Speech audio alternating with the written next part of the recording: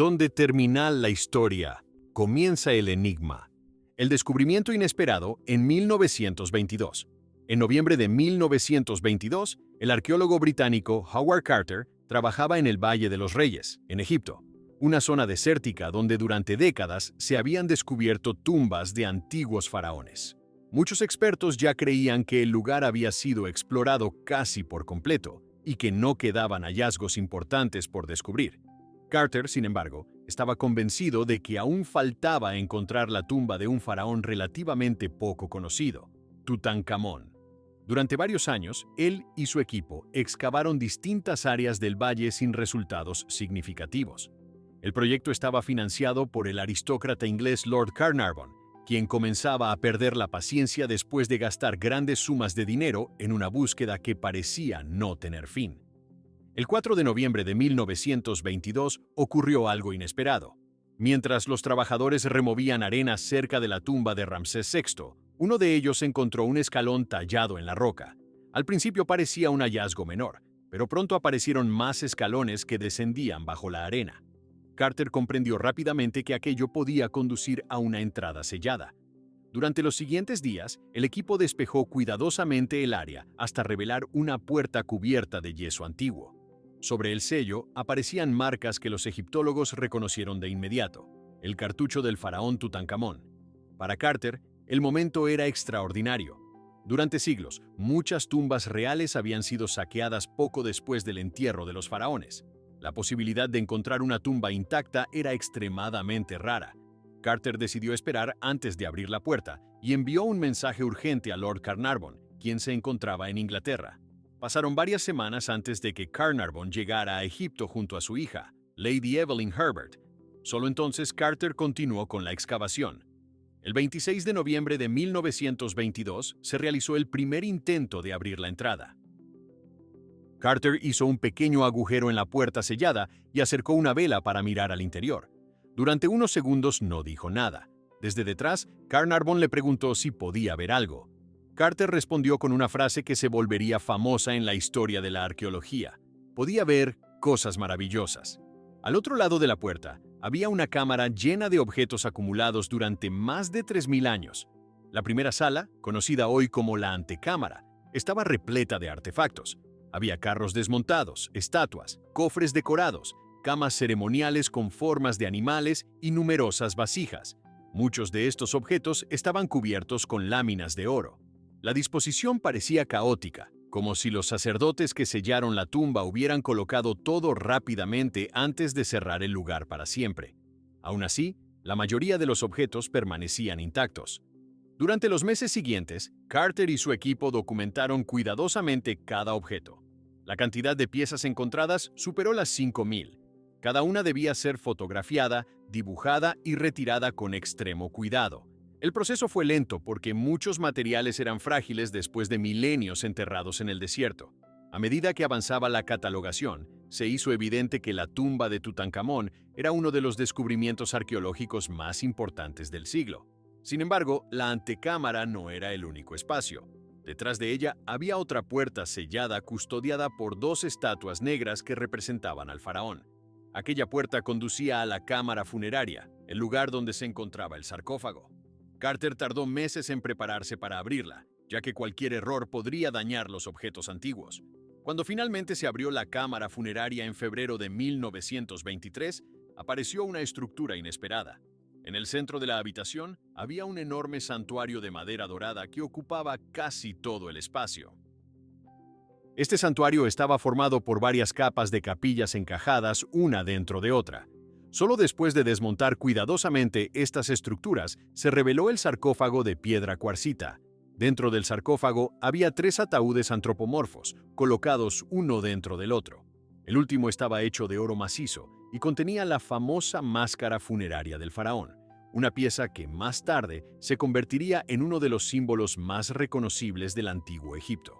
El rostro dorado representaba a Tutankamón con el tocado real y una expresión serena. A pesar del enorme valor histórico del hallazgo, el faraón mismo seguía siendo una figura enigmática. Tutankamón había gobernado Egipto durante el siglo XIV a.C., pero su reinado fue relativamente corto. Murió alrededor de los 19 años y su nombre apenas aparecía en registros históricos importantes. Durante siglos, su tumba permaneció oculta bajo capas de arena y escombros. Los arqueólogos también notaron algo curioso sobre la tumba. Comparada con otras tumbas reales del Valle de los Reyes, era relativamente pequeña. Algunos expertos sospecharon que originalmente no estaba destinada a un faraón, sino a un miembro menor de la corte. Esto llevó a pensar que la muerte de Tutankamón pudo haber sido inesperada, obligando a los sacerdotes a preparar rápidamente un lugar de entierro. Mientras Carter continuaba el largo proceso de documentación, la noticia del descubrimiento comenzó a difundirse por todo el mundo. Periódicos de Europa y Estados Unidos publicaban regularmente informes sobre los objetos encontrados en la tumba. El público seguía cada detalle con fascinación. El hallazgo parecía abrir una ventana directa hacia el antiguo Egipto. Pero junto con la atención internacional, también comenzaron a circular rumores extraños. Algunos trabajadores locales hablaban de advertencias inscritas en la tumba, mientras que otros mencionaban historias antiguas sobre castigos para quienes perturbaran el descanso de los faraones. Carter siempre negó haber encontrado una inscripción que hablara de una maldición, pero los rumores no desaparecieron. En los meses posteriores al descubrimiento, varios acontecimientos inesperados comenzaron a ocurrir entre las personas relacionadas con la excavación. Aunque muchos investigadores lo consideraron simple coincidencia, otros empezaron a hablar de algo diferente. Así comenzó a difundirse una historia que pronto se conocería en todo el mundo como la posible maldición de la tumba de Tutankamón. 2. ¿Quién fue realmente el faraón Tutankamón durante siglos? El nombre de Tutankamón apenas aparecía en los registros conocidos del antiguo Egipto. A diferencia de otros faraones cuyas conquistas, templos y monumentos llenaban inscripciones y paredes de piedra, su figura permanecía casi ausente de la historia. Cuando su tumba fue descubierta en 1922, muchos egiptólogos se dieron cuenta de que sabían muy poco sobre el joven rey cuyo entierro había permanecido oculto durante más de 3000 años. Lo que se conocía de él provenía de fragmentos dispersos de documentos, relieves dañados y objetos funerarios. Tutankamón nació alrededor del año 1341 a.C., durante un período inusual en la historia egipcia conocido como la Revolución Religiosa de Amarna. Su padre, probablemente el faraón Akenatón, había intentado transformar completamente la religión del reino. Durante su reinado, Akenatón ordenó abandonar el culto tradicional a muchos dioses egipcios y concentrar la adoración en una sola deidad solar llamada Atón. Este cambio provocó una ruptura profunda con las tradiciones que habían dominado Egipto durante siglos. Templos antiguos fueron cerrados, sacerdotes perdieron poder y la capital del reino fue trasladada a una nueva ciudad construida en el desierto llamada Ajetatón. Tutankamón nació en medio de este periodo de transformación y conflicto religioso. Su nombre original, Tutankatón, reflejaba la nueva religión de su padre y significaba imagen viviente de Atón.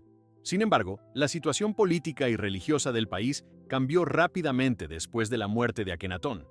Los sacerdotes del antiguo culto a Amón comenzaron a recuperar influencia, y el joven príncipe fue colocado en el trono cuando tenía aproximadamente 9 años de edad. Debido a su corta edad, el poder real no estaba completamente en sus manos. Dos figuras influyentes de la corte actuaban como consejeros principales. Uno de ellos era Ay, un alto funcionario que había servido durante el reinado anterior. El otro era Horemheb, un comandante militar que más tarde también se convertiría en faraón. Bajo su supervisión, el nuevo rey tomó una decisión que marcaría su reinado: restaurar las antiguas tradiciones religiosas. En algún momento de los primeros años de su gobierno, el joven faraón cambió oficialmente su nombre de Tutankatón a Tutankamón, que significa imagen viviente de Amón. Este cambio simbolizaba el abandono del experimento religioso de Akenatón y el regreso al sistema tradicional de múltiples dioses. Los templos dedicados a Amón y otras deidades fueron reabiertos, los sacerdotes recuperaron sus posiciones y las estatuas de los antiguos dioses volvieron a ocupar sus lugares en los santuarios. Las inscripciones que sobreviven de su reinado describen este proceso como una restauración del orden después de un período de caos. En algunos textos se afirma que los templos estaban abandonados y que los dioses habían dado la espalda a Egipto. El joven rey habría sido presentado como el gobernante encargado de reparar ese desequilibrio. Sin embargo, los historiadores modernos creen que muchas de estas inscripciones fueron escritas por funcionarios que gobernaban en su nombre. Durante su breve reinado, Egipto también intentó recuperar la estabilidad política que había perdido durante la época de Akenatón. Algunas expediciones militares fueron organizadas para reafirmar el control egipcio sobre territorios cercanos, aunque no existen registros de grandes campañas dirigidas personalmente por el faraón. Es posible que el verdadero poder militar estuviera en manos del general Horemheb. Tutankamón también se casó a una edad temprana con una princesa llamada Anjesenamón, quien probablemente era su media hermana e hija de Akenatón. Este tipo de matrimonio era común dentro de la familia real egipcia, ya que se creía que la línea del faraón tenía un carácter divino que debía preservarse. Algunas representaciones artísticas muestran a la pareja real en escenas íntimas, lo que sugiere que la corte intentaba proyectar una imagen de estabilidad después de los años turbulentos del reinado anterior. A pesar de estos intentos de restaurar el orden, el reinado de Tutankamón fue extremadamente corto. Murió alrededor del año 1323 a.C., cuando tenía aproximadamente 18 o 19 años. Durante mucho tiempo, la causa de su muerte fue uno de los mayores enigmas de la historia egipcia. No existían registros claros que explicaran qué había ocurrido. Durante décadas, algunos investigadores sospecharon que el joven faraón pudo haber sido asesinado. Esta teoría surgió en parte debido a una antigua radiografía realizada a su momia en 1968, en la que parecía observarse un fragmento de hueso dentro del cráneo. Algunos interpretaron esta imagen como una posible evidencia de un golpe mortal en la cabeza. Sin embargo, estudios posteriores realizados con tomografías computarizadas en 2005 mostraron que el fragmento probablemente se había desprendido durante el proceso de momificación. Otros análisis revelaron diferentes detalles sobre su salud. Los exámenes genéticos y médicos indicaron que Tutankamón sufría varios problemas físicos. Su esqueleto mostraba señales de deformidades en los pies que probablemente le causaban dificultad para caminar. En la tumba también se encontraron numerosos bastones, lo que sugiere que el faraón los utilizaba con frecuencia. Algunos investigadores creen que estas condiciones podrían estar relacionadas con la práctica de matrimonios entre miembros cercanos de la familia real. Además de estas afecciones, los análisis de ADN detectaron rastros del parásito responsable de la malaria en el cuerpo momificado del faraón. Esto llevó a algunos especialistas a considerar la posibilidad de que una infección grave, combinada con sus problemas físicos, pudiera haber provocado su muerte. Sin embargo, los registros médicos antiguos son inexistentes, y las condiciones exactas que llevaron al final de su vida siguen siendo inciertas. Lo que resulta aún más extraño es lo que ocurrió después de su muerte. A diferencia de otros faraones cuyas memorias fueron cuidadosamente preservadas mediante monumentos y registros, el nombre de Tutankamón fue eliminado gradualmente de muchas listas reales. Sus sucesores, especialmente Horemheb, parecieron intentar borrar las huellas del periodo de Amarna, incluyendo a los gobernantes asociados con él. Como resultado, durante más de 3000 años, el joven faraón quedó prácticamente olvidado. Su tumba permaneció enterrada bajo capas de arena y escombros en el Valle de los Reyes, protegida por el paso del tiempo. Cuando finalmente fue descubierta en el siglo XX, el mundo se encontró frente a uno de los entierros reales mejor conservados de la historia, perteneciente a un rey cuyo propio pasado seguía rodeado de incógnitas. 3. Los tesoros encontrados dentro de la tumba. Cuando Howard Carter y su equipo comenzaron a examinar cuidadosamente el interior de la tumba de Tutankamón, comprendieron rápidamente que estaban frente a un hallazgo extraordinario. A diferencia de muchas otras tumbas reales del Valle de los Reyes, que habían sido saqueadas en la antigüedad, este entierro parecía haber permanecido casi intacto durante más de 3000 años. La cantidad de objetos acumulados dentro de las cámaras funerarias era tan grande que el trabajo de documentación y extracción duraría casi una década completa. La primera sala que Carter observó a través del pequeño agujero en la puerta sellada fue conocida posteriormente como la antecámara. Allí había una acumulación aparentemente desordenada de muebles, cofres, carros ceremoniales y estatuas. Algunos objetos estaban apilados unos sobre otros, mientras que otros parecían haber sido colocados con mayor cuidado contra las paredes. Muchos de ellos estaban cubiertos con hojas de oro que reflejaban la luz de las lámparas utilizadas por los arqueólogos. Entre los objetos más llamativos se encontraban varios carros reales desmontados. Estas estructuras de madera decoradas con oro y cuero habrían sido utilizadas por el faraón durante ceremonias o cacerías. Aunque habían permanecido enterrados durante siglos, muchos de los componentes todavía conservaban detalles finamente trabajados. Carter describió las ruedas, los soportes y las superficies decoradas como ejemplos de una artesanía extremadamente sofisticada. También se encontraron camas ceremoniales con formas de animales sagrados. Algunas tenían cabezas de vaca o león talladas en la madera dorada. Estas camas probablemente tenían un significado ritual relacionado con el viaje del faraón hacia la otra vida. Junto a ellas había cofres elaboradamente decorados que contenían objetos personales del joven rey. Dentro de algunos se encontraron prendas de lino cuidadosamente dobladas, sandalias, abanicos y joyas. Las estatuas también ocupaban un lugar importante dentro de la tumba. Dos figuras negras de tamaño humano fueron halladas custodiando la entrada a la cámara funeraria. Representaban al faraón en una postura rígida, sosteniendo símbolos de poder real. Sus cuerpos estaban cubiertos con resina oscura, mientras que los detalles de sus vestimentas estaban decorados con oro.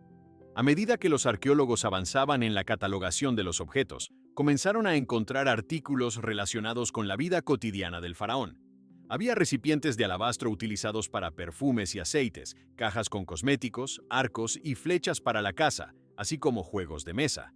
Uno de los juegos más conocidos era el Senet, un antiguo juego egipcio que tenía un significado simbólico relacionado con el viaje espiritual después de la muerte. La tumba también contenía una enorme cantidad de joyas. Se encontraron collares de oro, brazaletes incrustados con piedras preciosas, anillos ceremoniales y amuletos. Muchos de estos objetos estaban diseñados para proteger al faraón en el más allá según las creencias religiosas del antiguo Egipto. Algunos amuletos representaban dioses, mientras que otros tenían inscripciones jeroglíficas con fórmulas protectoras. Uno de los objetos más delicados encontrados fue un pequeño trono dorado decorado con una escena íntima entre Tutankamón y su esposa Angesenamón. En la imagen, la reina aparece aplicando ungüento al faraón mientras él se encuentra sentado. La escena está rodeada por símbolos solares y jeroglíficos que representan la protección divina. Este objeto ofrecía una rara mirada a la vida personal de la pareja real. Además de los objetos personales y ceremoniales, la tumba contenía numerosos recipientes con alimentos. Se encontraron restos de vino, pan, frutas y carne preservada. Estos alimentos habían sido colocados dentro de la tumba para que el faraón pudiera utilizarlos en el más allá. También se descubrieron modelos de barcos, herramientas y figuras humanas conocidas como usheptis, pequeñas estatuillas destinadas a servir al faraón en la otra vida. Sin embargo, el centro del entierro estaba oculto detrás de varias estructuras protectoras dentro de la cámara funeraria. Allí se encontraba el sarcófago del faraón, rodeado por 4 grandes santuarios de madera cubiertos con oro. Cada uno de estos santuarios estaba decorado con escenas religiosas y textos jeroglíficos que describían rituales funerarios. El sarcófago exterior estaba tallado en una sola pieza de cuarcita amarilla. Sus esquinas estaban protegidas por figuras de diosas con alas extendidas que parecían abrazar el ataúd para protegerlo. Cuando Carter finalmente abrió el sarcófago, encontró 3 ataúdes colocados uno dentro del otro. Los 2 primeros estaban hechos de madera recubierta con láminas de oro y piedras de colores, pero el tercer ataúd era completamente diferente. Estaba fabricado con más de 100 kilogramos de oro macizo. La superficie representaba la figura del faraón con los brazos cruzados sobre el pecho, sosteniendo los símbolos reales del cetro y el látigo. Dentro de este ataúd dorado se encontraba la momia de Tutankamón, cubierta por una máscara funeraria también hecha de oro. La máscara representaba el rostro idealizado del joven rey, con ojos de obsidiana, cejas de lapislázuli y el tradicional tocado nemes con rayas azules. La pieza pesaba más de 10 kilogramos y estaba elaborada con un nivel de detalle que sorprendió incluso a los especialistas más experimentados. La máscara se convertiría con el tiempo en uno de los objetos más reconocibles de la civilización egipcia. Sin embargo, cuando Carter la vio por primera vez, estaba cubierta por resinas endurecidas utilizadas durante el proceso de momificación. Fue necesario realizar un trabajo extremadamente cuidadoso para separar la máscara del cuerpo sin dañarla. En total, los arqueólogos registraron más de 5.000 objetos dentro de la tumba. Cada pieza ofrecía información sobre las creencias, la tecnología y la vida cotidiana del antiguo Egipto. Muchos de estos objetos habían sido creados específicamente para el funeral del faraón, mientras que otros habían sido utilizados por él durante su vida. A pesar de la riqueza extraordinaria del hallazgo, algunas características del entierro parecían inusuales para un faraón. La tumba era más pequeña que otras tumbas reales cercanas, y varios objetos parecían haber sido adaptados originalmente para otra persona. Estas irregularidades llevaron a algunos investigadores a pensar que el entierro de Tutankamón pudo haberse organizado con cierta prisa después de su muerte. Mientras el mundo seguía con atención cada nuevo objeto descubierto dentro de la tumba, comenzaron a aparecer rumores sobre inscripciones y advertencias antiguas relacionadas con el descanso del faraón. Aunque Carter insistía en que no existía ninguna maldición en las paredes de la tumba, algunos relatos mencionaban textos que hablaban de consecuencias para quienes perturbaran el lugar donde descansaba el rey. 4. El misterioso aviso sobre la maldición del faraón. Poco después del descubrimiento de la tumba de Tutankamón en 1922, comenzaron a circular historias sobre una posible advertencia antigua dirigida a quienes se atrevieran a perturbar el descanso del faraón. En aquel momento, el mundo seguía con enorme atención cada noticia relacionada con el hallazgo. Los periódicos de Europa y Estados Unidos publicaban detalles sobre los objetos encontrados y sobre el trabajo del arqueólogo Howard Carter. En ese contexto, algunos periodistas comenzaron a hablar de una supuesta maldición inscrita en la tumba. La idea de una maldición no era completamente ajena a la tradición egipcia. En muchas tumbas del antiguo Egipto, existían textos funerarios que tenían como propósito proteger el cuerpo del difunto y asegurar su viaje al más allá. Estos textos incluían oraciones religiosas, fórmulas mágicas y advertencias simbólicas dirigidas a posibles intrusos. Sin embargo, en la mayoría de los casos, estas inscripciones no hablaban de castigos directos, sino que pedían a los dioses que protegieran la tumba. En el caso de Tutankamón, algunos relatos afirmaban que cerca de la entrada había una inscripción que advertía que la muerte vendrá con alas rápidas para quien perturbe el descanso del faraón. Esta frase comenzó a aparecer en artículos de prensa poco después de que la tumba fuera abierta. Muchos lectores interpretaron esas palabras como una amenaza dirigida a los arqueólogos que participaban en la excavación. Howard Carter siempre negó haber visto esa inscripción dentro de la tumba. En sus diarios y en los informes oficiales publicados posteriormente, no aparece ninguna referencia a una advertencia semejante en las paredes de las cámaras funerarias. Los especialistas que examinaron las fotografías tomadas durante la excavación tampoco encontraron evidencia de ese texto en los jeroglíficos registrados. A pesar de la falta de pruebas claras, la historia de la maldición continuó propagándose. Parte de esta difusión se debió al ambiente cultural de la época. Durante las primeras décadas del siglo XX, existía un gran interés en Europa y América por el antiguo Egipto, el ocultismo y las historias relacionadas con tumbas antiguas. El descubrimiento de una tumba real casi intacta parecía encajar perfectamente con ese tipo de relatos. También existía otro elemento que alimentó estas historias.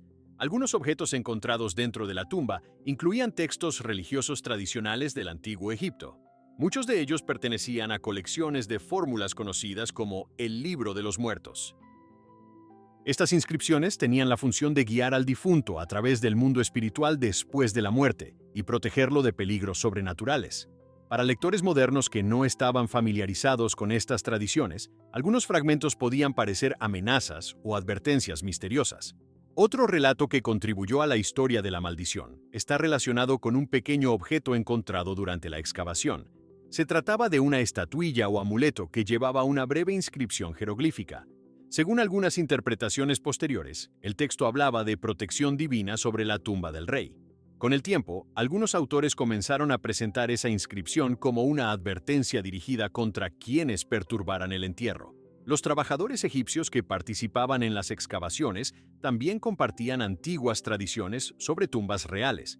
En muchas comunidades locales existían historias transmitidas durante generaciones acerca de espíritus guardianes o castigos sobrenaturales asociados con los lugares de entierro de los faraones. Estas creencias no formaban parte de los informes científicos de los arqueólogos, pero eran conocidas entre las personas que trabajaban en el Valle de los Reyes. A medida que los rumores crecían, Algunos periódicos comenzaron a presentar la historia de la maldición como un hecho confirmado. Las narraciones variaban según la publicación. En algunos artículos se afirmaba que Carter había ignorado deliberadamente una advertencia grabada en la tumba. En otros, se decía que sacerdotes antiguos habían colocado hechizos protectores alrededor del sarcófago del faraón. Sin embargo, los egiptólogos que estudiaban los textos funerarios egipcios explicaban que este tipo de relatos eran una interpretación moderna. En la tradición egipcia, las inscripciones funerarias tenían un propósito religioso específico relacionado con la protección espiritual del difunto. No estaban destinadas a actuar como trampas sobrenaturales contra personas que abrieran las tumbas siglos después. Aún así, el concepto de una maldición comenzó a ganar fuerza en la imaginación pública. La idea de que una tumba sellada durante miles de años pudiera contener una advertencia antigua capturó la atención de lectores en todo el mundo. Las historias sobre posibles consecuencias para quienes habían abierto la tumba empezaron a aparecer en la prensa internacional. En ese momento, la mayoría de los arqueólogos consideraba estos rumores como simples exageraciones periodísticas. Carter continuó trabajando en la tumba durante años sin mencionar ningún fenómeno extraño relacionado con inscripciones o advertencias.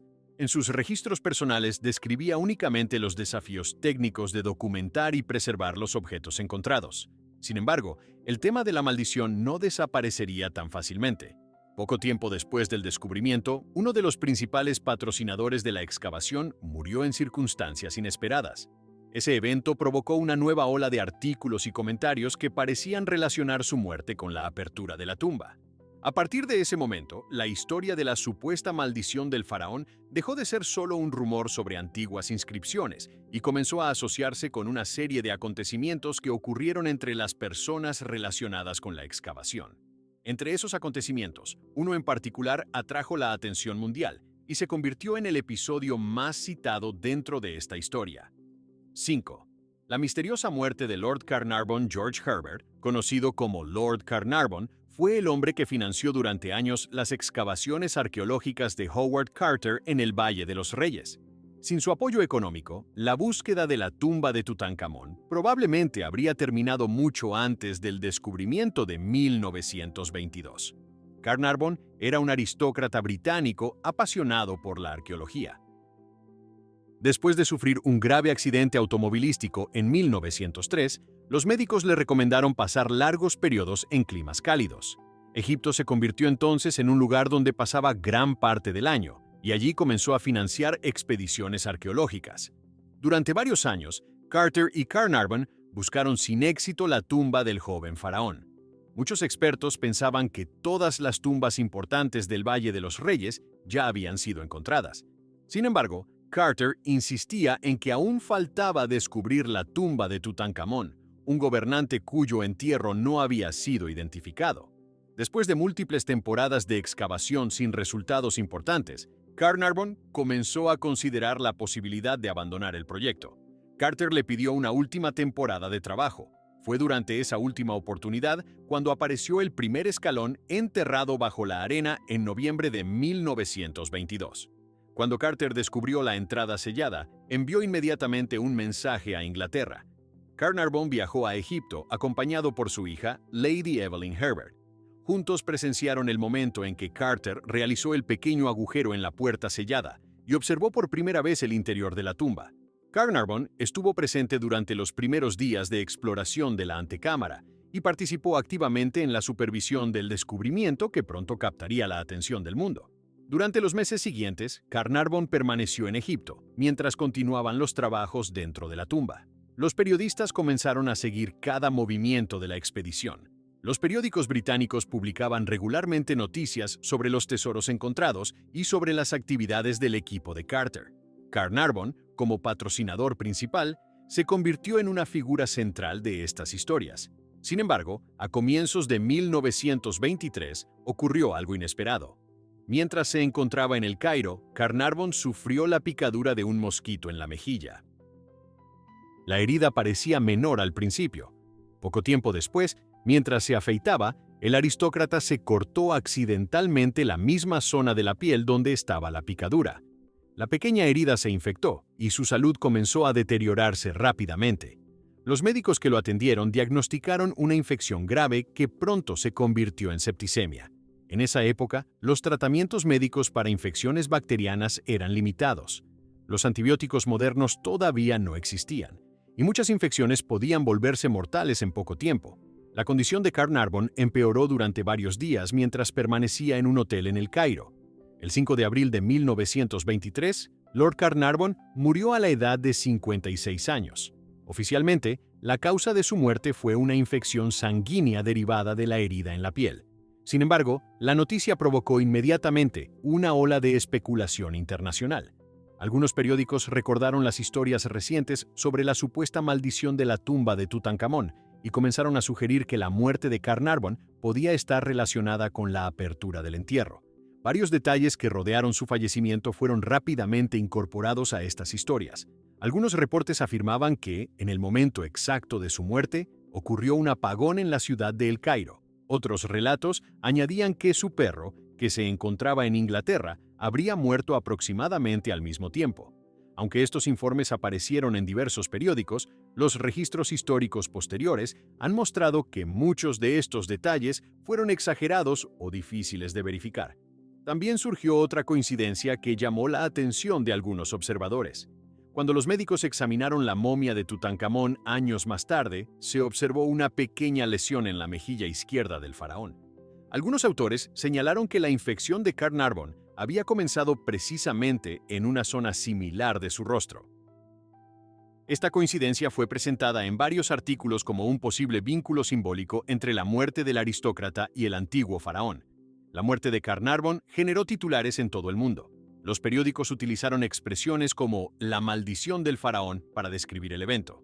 Historias sobre advertencias antiguas y castigos sobrenaturales comenzaron a circular con mayor intensidad. Algunos escritores afirmaban que las tumbas reales egipcias estaban protegidas por fuerzas que castigaban a quienes perturbaban el descanso de los faraones. Howard Carter reaccionó con frustración ante estas interpretaciones. Para él, la muerte de su patrocinador era una tragedia personal, pero no tenía ninguna relación con una supuesta maldición. Carter continuó trabajando en la tumba durante años después del fallecimiento de Carnarvon, sin experimentar ningún problema de salud grave relacionado con la excavación.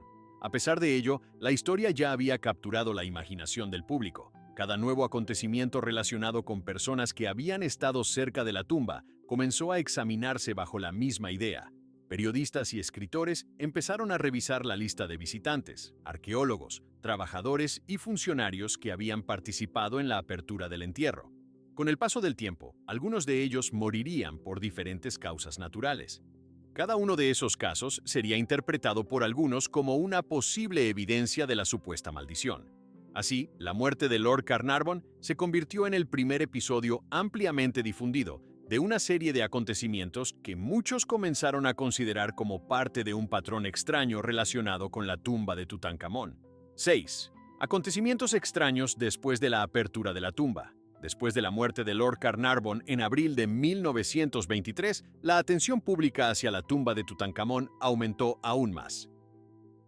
Lo que había comenzado como uno de los descubrimientos arqueológicos más importantes del siglo pronto, empezó a estar rodeado por historias sobre coincidencias inquietantes y muertes inesperadas entre algunas de las personas que habían tenido contacto con la tumba.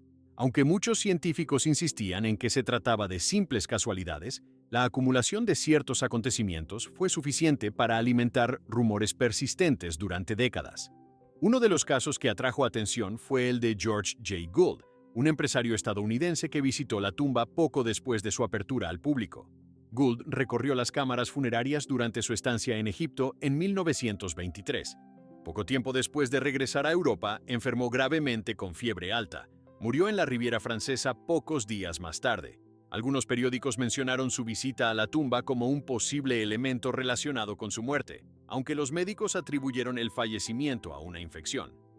Otro episodio que apareció en la prensa fue la muerte del príncipe Ali Kamel Fahmy Bey, un aristócrata egipcio que también había visitado la tumba durante ese periodo. En 1923 fue asesinado en Londres por su esposa durante una disputa personal. Aunque el crimen tuvo circunstancias completamente diferentes y fue investigado por la policía británica, Algunos periódicos de la época incluyeron su nombre dentro de listas relacionadas con la supuesta maldición. Arthur Mace, uno de los miembros del equipo arqueológico que trabajó directamente con Howard Carter en la catalogación de los objetos de la tumba, también fue mencionado con frecuencia en estos relatos. Mace participó durante varios años en el delicado proceso de documentar y trasladar los artefactos encontrados dentro de la tumba. Sin embargo, su salud comenzó a deteriorarse progresivamente. En 1928 murió después de sufrir una larga enfermedad. Aunque los médicos atribuyeron su muerte a causas naturales relacionadas con su estado físico, algunos escritores posteriores lo incluyeron en listas de supuestas víctimas de la maldición. Otro caso que llamó la atención fue el de Sir Archibald Douglas Reid, un radiólogo británico que participó en el examen médico de la momia de Tutankamón. Reid utilizó técnicas de rayos X para estudiar el cuerpo del faraón poco después de su descubrimiento. No mucho tiempo después de realizar este trabajo, murió de manera repentina en Londres. Su muerte también fue interpretada por algunos autores como parte de una serie de coincidencias relacionadas con la tumba. A medida que los años pasaban, diferentes listas comenzaron a circular en libros y artículos sobre el tema. Estas listas incluían a personas que habían estado presentes en el descubrimiento, que habían visitado la tumba o que habían trabajado con los objetos encontrados en su interior. Cada vez que uno de esos nombres aparecía en un obituario, algunos escritores lo añadían a la narrativa de la maldición. Sin embargo, otros investigadores comenzaron a examinar estos casos con mayor detalle. Algunos historiadores señalaron que muchas de las personas que participaron en la excavación vivieron durante décadas después del descubrimiento. Howard Carter, por ejemplo, continuó trabajando en Egipto durante muchos años y murió en 1939 a la edad de 64 años por causas naturales. Varios miembros de su equipo también tuvieron vidas largas después de su participación en la excavación. Incluso Lady Evelyn Herbert, la hija de Lord Carnarvon, que había estado presente durante la primera apertura de la tumba, vivió hasta 1980. Durante su vida rara vez hablaba públicamente sobre la supuesta maldición, y cuando lo hacía, solía describirla como una exageración creada por los periódicos de la época. A pesar de estos datos, la historia continuó expandiéndose. Algunas versiones mencionaban incidentes menores ocurridos durante la excavación. Por ejemplo, se decía que un canario que pertenecía a Howard Carter había sido devorado por una cobra poco después de que se descubriera la tumba. En la tradición egipcia, la cobra era un símbolo asociado con la realeza y con la protección del faraón. Para algunos trabajadores locales, el episodio fue interpretado como un presagio. Sin embargo, Carter nunca consideró el incidente como algo sobrenatural. Otros relatos hablaban de ruidos extraños dentro de la tumba o de sensaciones inusuales experimentadas por visitantes. Sin embargo, la mayoría de estos testimonios aparecieron años después del descubrimiento y no estaban documentados en los informes originales de la excavación. Los registros científicos de Carter se concentraban exclusivamente en la descripción detallada de los objetos y las condiciones de la tumba. Algunos especialistas también señalaron que el Valle de los Reyes era un entorno difícil para trabajar durante largos periodos. Las altas temperaturas, el polvo y las condiciones físicas exigentes podían afectar la salud de los arqueólogos y trabajadores. En la década de 1920, las condiciones médicas y sanitarias eran muy diferentes a las actuales, lo que hacía que enfermedades comunes pudieran volverse graves con mayor facilidad. Aún así, la narrativa de la maldición continuó apareciendo en libros, películas y artículos durante todo el siglo XX. Cada nuevo estudio sobre la tumba o sobre la momia de Tutankamón parecía reavivar el interés en estas historias. La combinación de un descubrimiento arqueológico espectacular y una serie de coincidencias personales había creado una leyenda moderna difícil de separar completamente de los hechos históricos.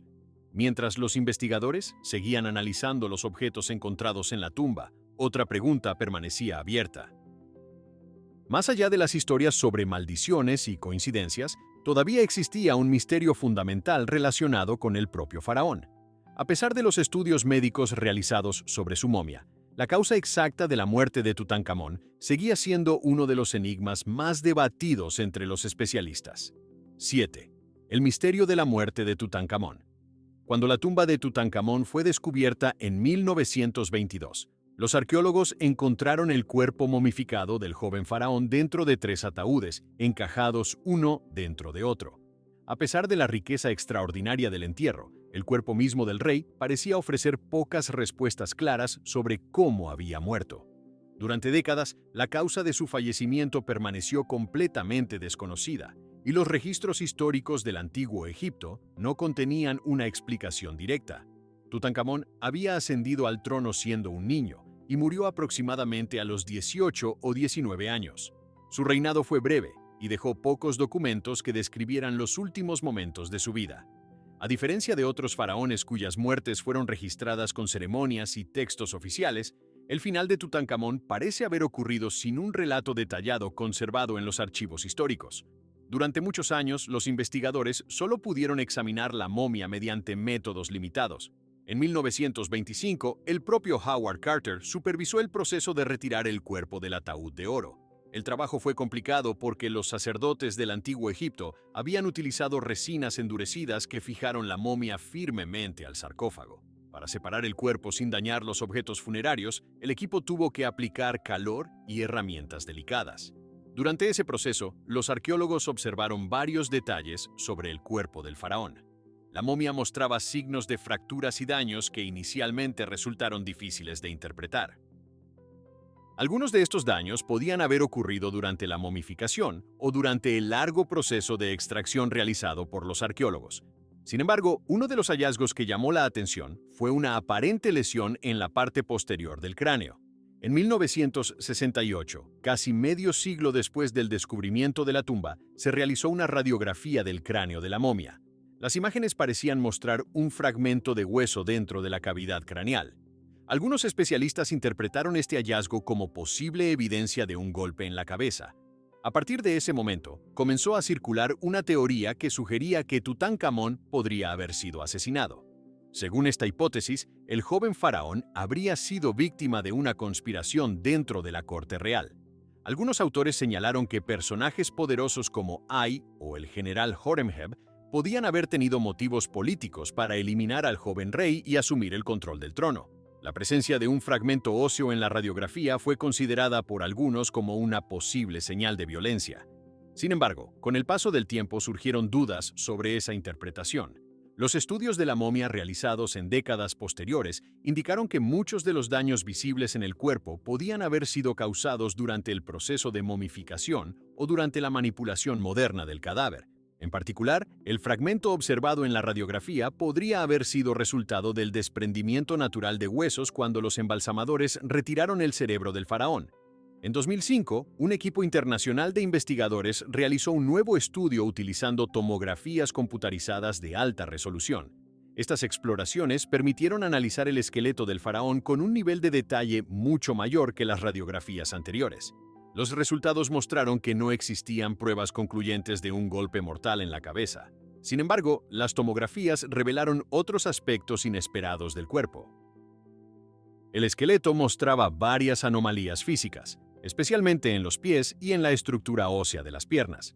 Algunos huesos parecían haber tenido problemas de desarrollo, lo que podría haber provocado dificultades para caminar. Este hallazgo coincidía con los numerosos bastones encontrados dentro de la tumba del faraón. Los análisis también identificaron una fractura en el hueso del muslo izquierdo. Esta lesión parecía haber ocurrido poco antes de la muerte del faraón. Algunos investigadores sugirieron que una herida grave en la pierna podría haberse infectado, provocando complicaciones que finalmente llevaron a su muerte. Sin embargo, los estudios no pudieron determinar con certeza si la fractura ocurrió antes o después del fallecimiento. Otro descubrimiento importante surgió cuando los científicos analizaron el ADN extraído de la momia. Los resultados indicaron la presencia del parásito responsable de la malaria en el cuerpo del faraón. Esta enfermedad era común en el antiguo Egipto y podía provocar fiebre intensa y complicaciones graves, especialmente en personas con un sistema inmunológico debilitado. La combinación de estos factores llevó a algunos investigadores a proponer que Tutankamón podría haber sufrido múltiples problemas de salud al mismo tiempo. Las deformidades físicas, una posible lesión grave en la pierna y una infección de malaria podrían haber contribuido conjuntamente a su muerte prematura. Sin embargo, ninguno de estos elementos por sí solo proporciona una explicación definitiva. También surgieron nuevas preguntas sobre la vida familiar del faraón. Estudios genéticos realizados sobre varias momias de la familia real indicaron que los padres de Tutankamón probablemente eran parientes cercanos. En el antiguo Egipto, los matrimonios entre miembros de la familia real eran una práctica común destinada a preservar la línea dinástica. Sin embargo, algunos investigadores creen que estas uniones podrían haber aumentado el riesgo de problemas genéticos. Las representaciones artísticas encontradas en la tumba también sugieren que el faraón no tuvo un heredero vivo. En el interior del entierro se encontraron dos pequeños sarcófagos que contenían fetos momificados. Algunos estudios indican que podrían haber sido hijas nacidas muertas del faraón y de su esposa Angesenamón. Este detalle añade otra capa de misterio a los últimos años del reinado. Después de la muerte de Tutankamón, el poder pasó brevemente a Ay, uno de los consejeros de la corte, quien se convirtió en faraón. Poco tiempo después, el general Horemheb también ascendió al trono. Durante su reinado, muchas referencias al período de Amarna fueron eliminadas de los registros oficiales, lo que contribuyó a que la figura de Tutankamón desapareciera casi por completo de la memoria histórica durante siglos. Aunque los avances científicos han revelado numerosos detalles sobre el cuerpo del joven faraón, la causa exacta de su muerte sigue sin una respuesta definitiva. Las pruebas disponibles permiten reconstruir algunos aspectos de su salud y de las circunstancias que rodearon su final, pero ninguna explicación ha logrado resolver completamente el enigma que rodea los últimos días de Tutankamón. Más de 3000 años después, la tumba de Tutankamón sigue generando preguntas que la historia no ha logrado responder por completo. Entre tesoros intactos, muertes inesperadas y secretos antiguos, el joven faraón continúa siendo uno de los misterios más persistentes del antiguo Egipto.